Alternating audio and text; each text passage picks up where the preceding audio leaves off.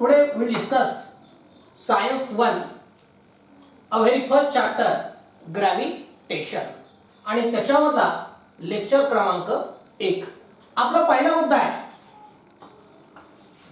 Gravitational force. Gravitational force या मराठीमध्ये गुरुत्वीय बल म्हणतात. तर अर्थ अट्रॅक्ट्स एव्हरी अदर ऑब्जेक्ट. अर्थ attracts every other object with a force. With a force.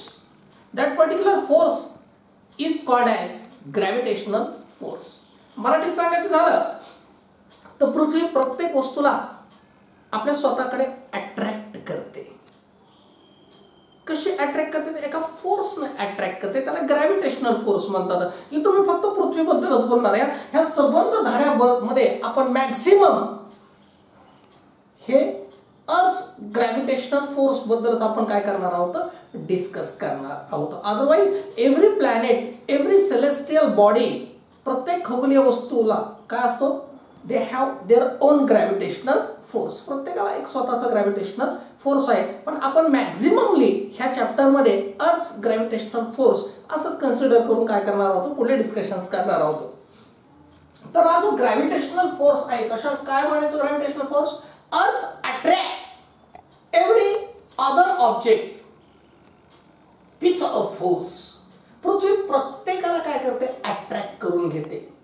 आणि एवढंच नाही, आपण सुद्धा जे काय आहोत, सो मेनी ऑब्जेक्ट्स, सजीव निर्जीव पृथ्वीवर टिकून आहोत, it is because of gravitational force. तुम्हाला एक सिंपल एक्झाम्पल देतो. एखादा कॉइन ठेवा तुम्ही फॅनवर आणि फॅन ऑन करा. फॅन फिरला की कॉइन काय केलं, फेकल्या जातं. कॉइन फेकल्या जातं की नाही? मग आपण का फेकल्या जात नाही? आपण पृथ्वीवर उभे आहेत की नाही? आपणही पृथ्वीवर उभे आहोत. पृथ्वी सुद्धा फिरते, तो सुद्धा फिरता सरफेस आहे आणि आपण तर एकदम चिल्लर त्याच्यावर. पण आपण बाहेर फेकल्या जातो का? हो. फिरायला गेला कुणीकडे तरी नाही, असं कधीच होत नाही. आपण पृथ्वीवरच टिकून आहोत. आपणच काय मोठे मोठे मेगा स्ट्रक्चर्स पृथ्वीवर टिकून आहेत. कशावर टिकून आहेत? Only because of gravitational force of the earth. हो. 2/3% पृथ्वीवर पाणी आहे. थेंबर पाणी सुद्धा खाली स्पेस मध्ये पडत नाही. थेंबर सुद्धा का पडत नाही? इतक्या मोठ्या समुद्रातलं थेंबर पाणी सुद्धा पृथ्वीच्या बाहेर पडत नाही, स्पेस मध्ये पडत नाही. का? Answer gravitational force of the earth. की त्या ग्रॅव्हिटेशनल फोर्स मुळे काय सगळ्या गोष्टी टिकून आहेत. आणि आपल्या अगदी 5वी पासून पाहतोय की फिनॉमिनन ऑफ ग्रॅव्हिटेशनल फोर्स किंवा gravitation it is discovered by sir Isaac Newton. Newton ह्या सायंटिस्टने याच्याबद्दलचं खूप मोठं काम केलेलं आहे. त्याचं खूप मोठं योगदान आहे. अगदी 5वी पासून आपण पाहतोय. त्यांनी प्रिन्सिपिया नावाचा एक ग्रंथ लिहिला होता. त्या ग्रंथामध्ये ह्या सगळ्या कन्सेप्टचा उहापोह त्यांनी केलेला आहे. हे त्याला ग्रॅव्हिटेशनल फोर्स. आता आपला पुढचा मुद्दा आहे तो आहे सर्क्युलर मोशन. हे थोडस नवीनच वाटतं, रिपीट होत आहे. Circular motion. सर्क्युलर म्हणजे गोलाकार, मोशन म्हणजे गती. तर काय? Motion of object. Motion of object along circumference. Circumference म्हणजे परिघ, वर्तुळाचा परिघ. Circumference of circle. Of circle is called circular motion. ही व्याख्या आपण नववीलाच पाहिलेली, सर्क्युलर मोशन आणि युनिफॉर्म सर्क्युलर मोशन. तरी पण आता 10वी आलेली. कशाला म्हणायचं सर्क्युलर मोशन? तर motion of object along circumference of circle. हे बघा, इथे मी सर्कल आहे, हे काय काढले, सर्कल काढले. आणि हे जे सर्कलचा हा काय आहे, ज्याला मी डार्क करतो, दिस इज सर्कमफ्रन्स. हा त्या वर्तुळाचा परिघ आहे. हा काय आहे सर्कमफ्रन्स, आणि या सर्कमफ्रन्स वरून जर का एखादा ऑब्जेक्ट मोशन मध्ये असेल, तो फक्त या सर्कमफ्रन्स वरूनच फिरत असेल, तर that particular motion is called as circular motion. त्याला काय म्हणतो आपण circular motion. Motion of object along the circumference of circle, it is called as circular motion. आता असे सर्क्युलर मोशन आपण पाहू तर स्पेस मध्ये फार ऑब्झर्व होते. कोणते की ऑल प्लॅनेट्स इन्क्लुडिंग अर्थ, की सगळेचे सगळे जे प्लॅनेट्स आहेत moves around the sun in circular motion. Motion of the moon around the earth, हो मून सुद्धा जो अर्थ भोवती फिरतोय ती सुद्धा कोणती आहे सर्क्युलर मोशन आहे. एवढंच नाही, motion of hands of clock, हो हँड्स ऑफ क्लॉक घड्याळाचे जे काटे आहेत तास काटा, मिनिट काटा, सेकंद काटा, that particular motion of hands of clock it is also a circular motion. त्यानंतर आपण ॲटम कन्सिडर केला केमिस्ट्री मधला, तर सेंटरला पॉझिटिव्हली चार्जड न्यूक्लियस आणि त्याच्या भोवती काय फिरतात इलेक्ट्रॉन्स फिरतात, ती सुद्धा काय आहे सर्क्युलर मोशन आहे. आणि असे there are so many examples of circular motion. पण आता आपल्याला ही सर्क्युलर मोशन आणि त्याचे एक्झाम्पल्स आपण काय आहेत नवीनच पाहिलेत. पण इथं महत्वाची गोष्ट अशी आहे की हे बघा फार बेसिक कन्सेप्ट आहे. कोणती की कोणतीही मोशन उगाच होत नाही, कोणतीही मोशन उगाच होत नाही. हो प्रत्येक मोशनच्या पाठीमागे एक साह्यभूत घटक असतो, एक बिगेस्ट फॅक्टर असतो त्याच्याशिवाय, आणि तो बिगेस्ट फॅक्टर कोणता आहे फोर्स. जोपर्यंत तुम्ही फोर्स लावणार नाही तोपर्यंत कोणतीच गोष्ट मोशन मध्ये येणार नाही. मग ती सर्क्युलर असू द्या, स्ट्रेट लाईन मध्ये असू द्या, रॅन्डम असू द्या, ऑसिलेटरी असू द्या, कोणत्याही प्रकारची मोशन असू द्या, every motion requires force. In the absence of force, जर का फोर्स नसेलच, त्याचा ॲब्सेन्स असेल, तर motion is entirely impossible. Impossible. कोणत्याही मोशनच्या पाठीमागे फोर्स हा मोठा फॅक्टर आहे, जे आपल्याला Newton first law and second law of motion मध्ये या गोष्टीचं काय केलेले आपल्याला सांगितलेले 9वीला. तर मग इथंही ज्यावेळेस मग सर्क्युलर मोशन सुद्धा करायची असेल, सर्क्युलर मोशन जर का करायची असेल तरी सुद्धा फोर्स लागतो, आणि त्या फोर्सला एक विशिष्ट असं नाव आहे, त्याला म्हणतात सेंट्रीपिटल फोर्स. कोणता force centripetal force.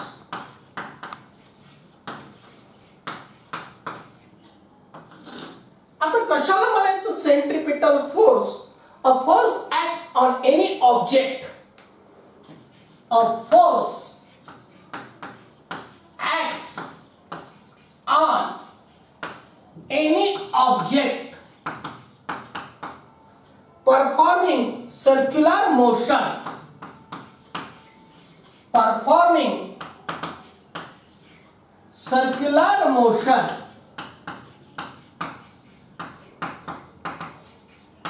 and which is directed toward the center of circle and which is directed towards center of circle.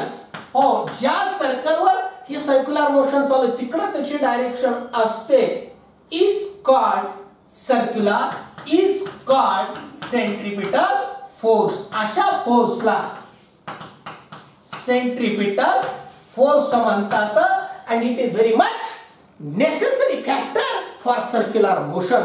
In the absence of centripetal force, circular motion is absolutely impossible. हो हा एक त्याच्या पाठीमागचा main driving factor आहे की जो काय, आणि हा सेंट्रल सिकिंग फोर्स आहे, आणि हाच फोर्स काय करतो सर्क्युलर मोशन साठी काय आहे आवश्यक आहे. मग तुमच्या पुस्तकामध्ये ह्या सेंट्रिपिटल जे फोर्स आहेत मग हे सेंट्रिपिटल फोर्सचे जे डायरेक्शन एक्झाम्पल्स तुम्हाला दिलेले आहेत, कोणते कोणते दिलेले आहेत की दोरी बांधा, गोफण फिरवा.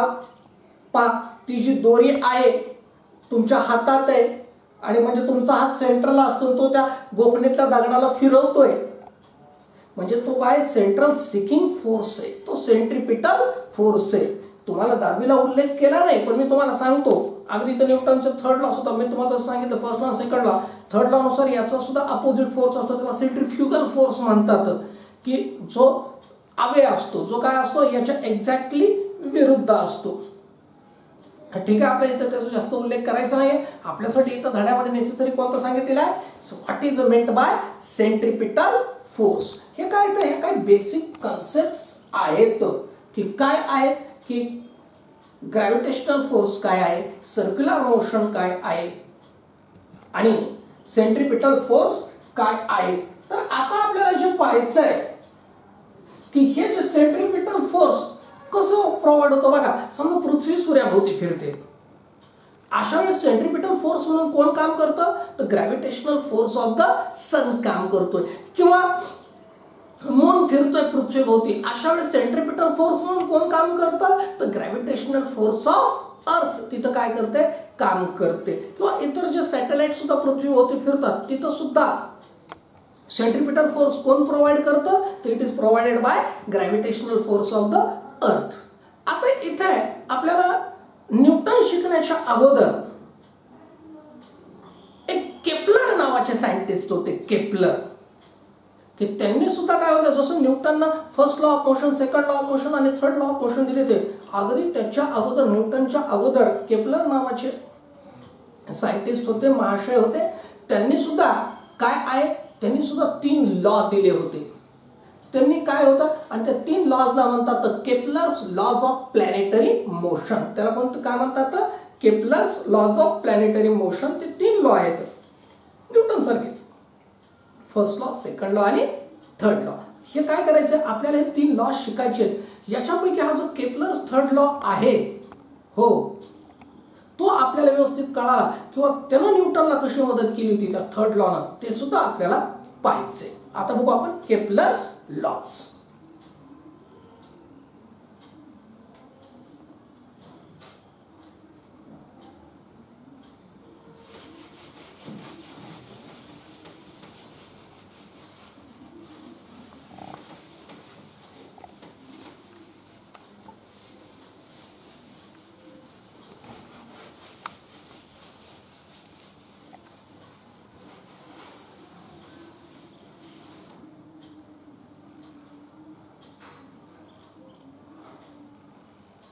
Kepler's lodge.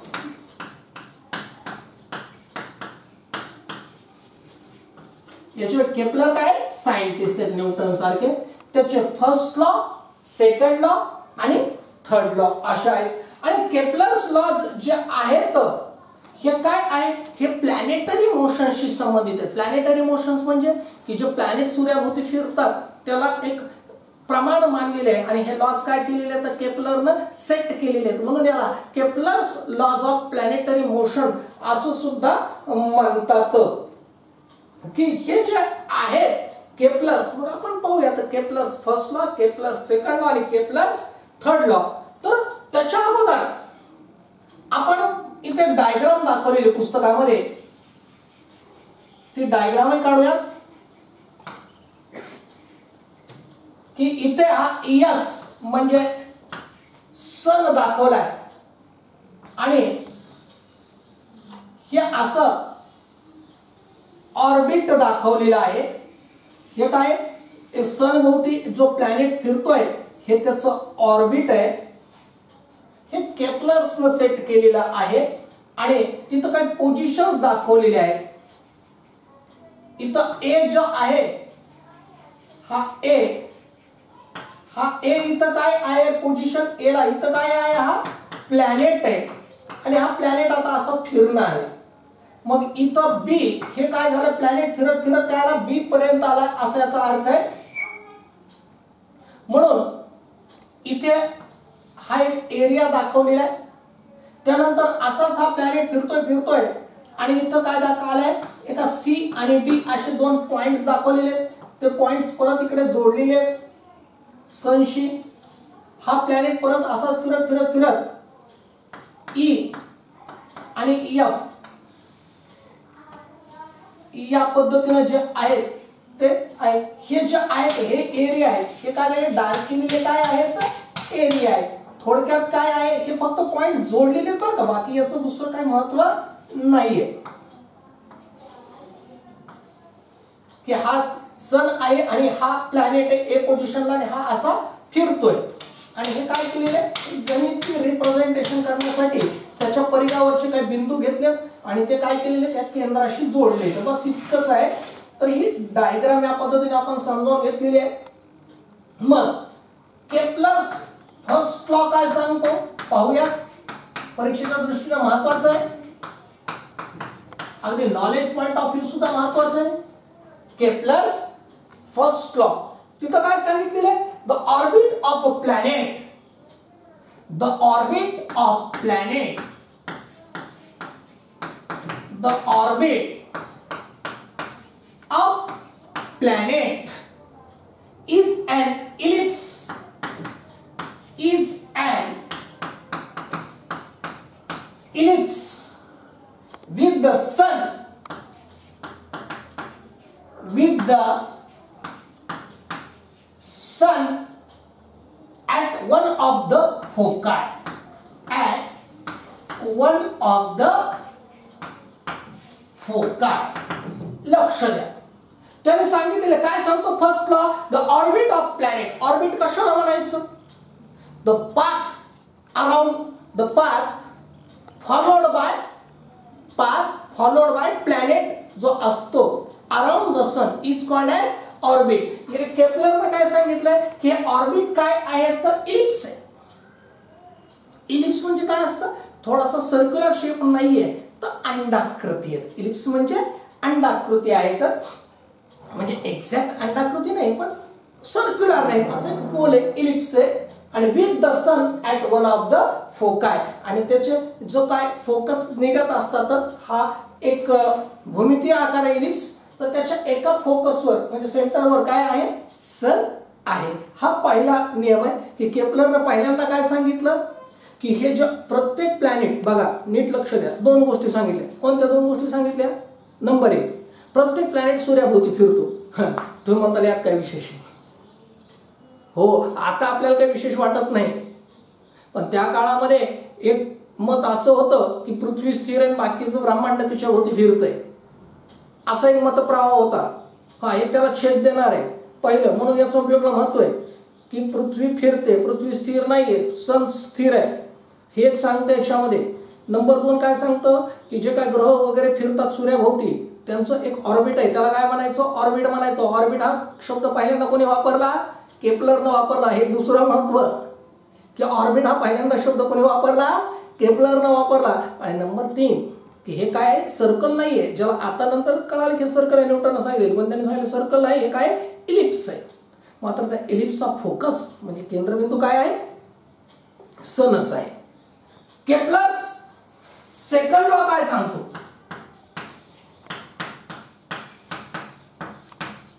Kepler's second law आपल्याला काय सांगतोय, the line joining the planet and sun, the line joining planet and sun, line joining planet and sun sweeps equal areas, sweeps equal areas in equal intervals of time, in equal intervals of time. काय अर्थ होतो, line joining planet and सन. हे पहा इथं planet आहे ह्या ए पोझिशनला, आणि हे पहा line joining planet and sun, line joining planet and sun. आणि काय करते, हे पहा ही लाईन अशी इकडे इकडे आहे, प्लॅनेट इकडे सर्कल आहे, लाईन सुद्धा इकडे सर्कल की नाही, त्याला म्हणायचं स्वीप. त्याला काय म्हणायचं स्वीप, त्याला काय म्हणायचं स्वीप. तर या हे जे आहे in equal interval of time. हो, इक्वल एरिया काय करते ते स्वीप करते. दो इट इज इलिप्स, हे इलिप्स जरी असलं तरी ही जी लाईन जॉईनिंग काय करते इक्वल एरिया. हे केपलरनं सांगितले की काय होतं, इक्वल एरिया काय करते स्वीप करते. म्हणजे इथं काय आहे, इथं आपल्याला ए बी सी डी हे डिस्टन्स आहे, पण हे इथं का असं नाही, इथं का असं नाही, इथं का असं नाही. एफ प्रत्येकाची टाइम इंटरवल कशी आहे सारखीच आहे. एका विशिष्ट अशा टाइम इंटरवल मध्ये समजा आपण एक विशिष्ट अशी टाइम इंटरवल घेतली तर त्या कालावधीमध्ये स्वीप केलेला एरिया सुद्धा कसा असतो इक्वल असतो. ही आहे केपलर्स सेकंड लॉ. आणि सगळ्यात महत्वाचा केपलर्स थर्ड लॉ. केपलर्स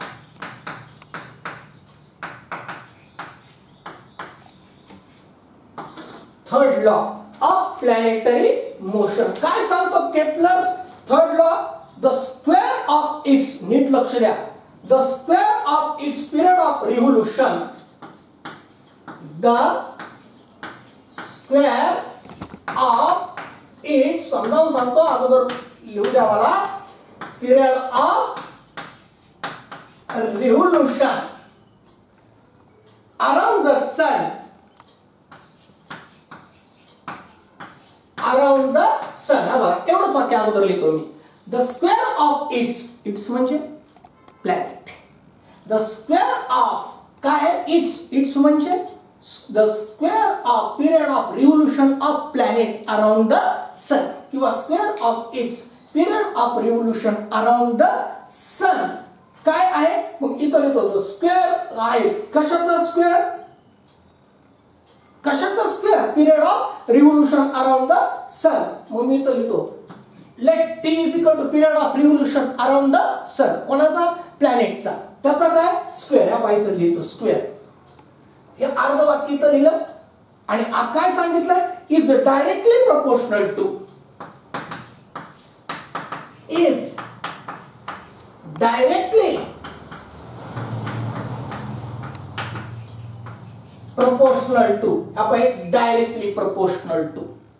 हे काय स्क्वेअर कशाचा आहे, period of revolution of planet around the sun. कशाचा स्क्वेअर आहे, period of revolution of planet around the sun. कशाचा स्क्वेअर आहे, period of revolution of planet around sun. हे काय आहे, कशाचं चिन्ह आहे, डायरेक्टली प्रोपोर्शनल टू चं चिन्ह आहे.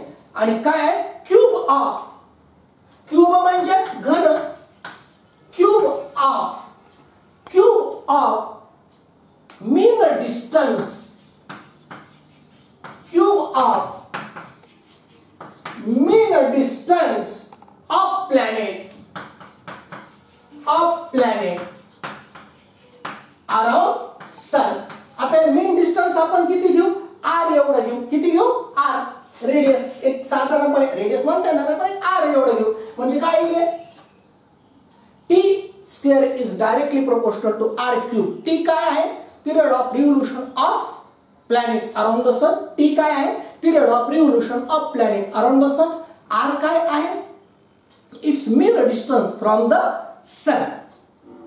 आता तुम्हाला माहिती आहे ह्या डायरेक्टली प्रोपोर्शनलच्या चिन्हाने कोणतेही गणित सोडवता येत नाही. तुम्ही काय करता, एक कॉन्स्टंट ऑफ प्रोपोर्शनॅलिटी घेता. काय घेता, कॉन्स्टंट ऑफ प्रोपोर्शनॅलिटी. आणि मग मी इथं कॉन्स्टंट ऑफ प्रोपोर्शनॅलिटी घेतो. मग इज इक्वल टू हे के काय आहे, कॉन्स्टंट ऑफ प्रोपोर्शनॅलिटी. त्याला काय झाला मग, T square is equal to K R cube. म्हणून मी T square divided by R cube is equal to K लिहू का, इज इक्वल टू के लिहू बीजगणिताच्या नियमानुसार. आणि के काय आहे, कॉन्स्टंट आहे. म्हणजे ह्या दोघाचा जो भागाकार असतो कोणत्याही प्लॅनेटसाठी तो कसा येतो, कॉन्स्टंट येतो. असं कोणाचं म्हणणं आहे, केपलरचं म्हणणं आहे. काय हरकत नाही, आज के लिए इतना ही.